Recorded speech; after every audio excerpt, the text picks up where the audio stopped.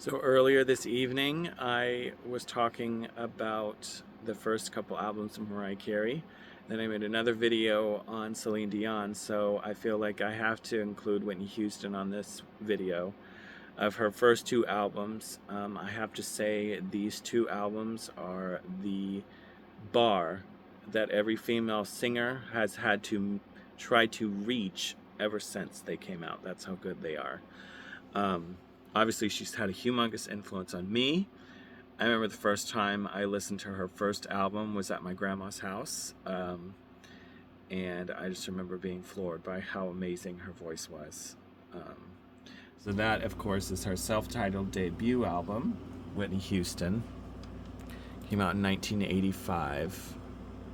Oh, on Valentine's Day. That's kind of neat.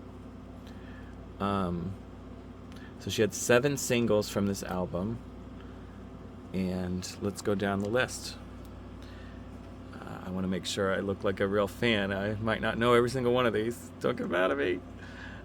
You Give Good Love. I love that song. You give good love to me, baby. So good. Take this heart of mine into your hands. I've been thinking about you. I don't know what I'm gonna do. Okay, I'll be honest. I like that song, but it's a kind of a throwaway song, Thinking About You, compared to You Give Good Love. That's a great opener. Someone For Me. I don't remember that song. Saving All My Love For You. Perfect song. I just don't like the story of it. That's the only problem of infidelity. But vocally, saving all my love for you. I can't even get close to being as good as she is. My goodness, she's so talented in this album. Nobody Loves Me Like You. Is that the faster of the duets? I don't think she has a few duets. I can't remember. Sorry. How Will I Know? Of course, classic 80s song. A bit cheesy. It's still fun, though. I like the music video. How Will I Know? I like the updates, the dance updates from, I can't remember which DJ did it. Let's look at it, actually, so I can give them credit. Looks like David, I can't say his name, so I'm not going to attempt to say it and butcher it. All at Once, that was the one that really hit me the first time I listened to it as a kid.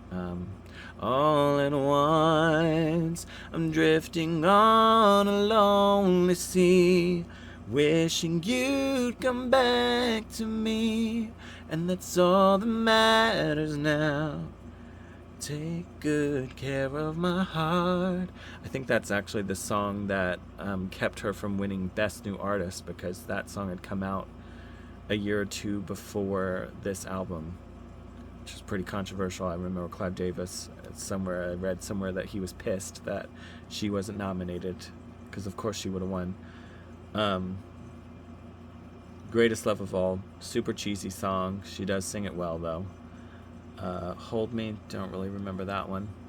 So altogether, vocally, very impressive album.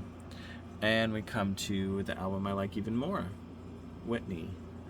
This one came out only a couple years later, summer of '87. I believe it was one of the first albums to have 4 #1 hits on it. The first song on the CD is my favorite. I Want to Dance with Somebody. Let me get that right.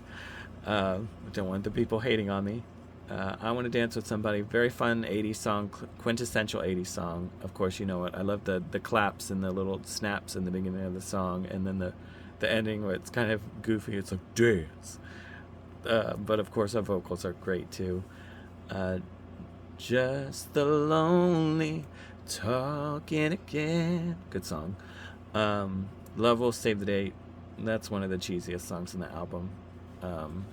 Jelly Bean was the producer. I think that they produced, yes, some Madonna songs. So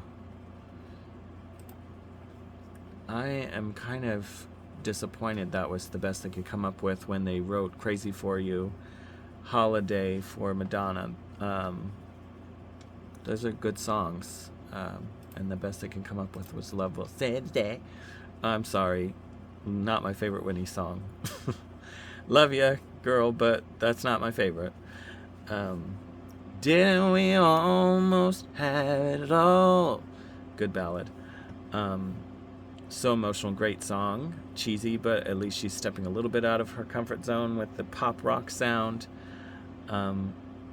Where You Are, don't really remember that one. Love is a contact sport. I actually like this song. This should have been a single instead of Love Will Save the Day. Love is a contact sport. You gotta move in time, or something like that. I love it. Still My Man, don't know that one.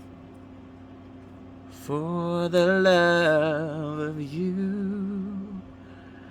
So, as an adult, that's actually my favorite ballad from this album, is For the Love of You. Very, very good bedroomy type of song, meaning it's like very romantic, something you'd maybe play with your spouse in the bedroom. So I think you get the idea. Where Do Broken Hearts Go? As a kid, this was my favorite song of hers from this album that was not a fast song. Of course, you all know how it goes. Where do broken hearts go? Can they find their way home? Back to the open arms of a love that's waiting there. When somebody loves you, won't they always love you? You get the idea. I love the things she does with her voice in that song. It's very good. I know she wasn't a fan of that song when she wrote it, but she should be proud of it up in heaven, knowing that people still love this song, me included. I Know I'm So Well is a song I know she did with her mom. Unfortunately, I don't remember how it goes. So altogether, fantastic 2 albums. Set the bar, like I said earlier, for female singers and just good singers in general to try to meet. Unfortunately, Clive Davis had, in my opinion, too much control production-wise over these albums, and it does bog them down significantly. The albums would have been better if somebody else was producing them. Just saying. Sorry, Clive.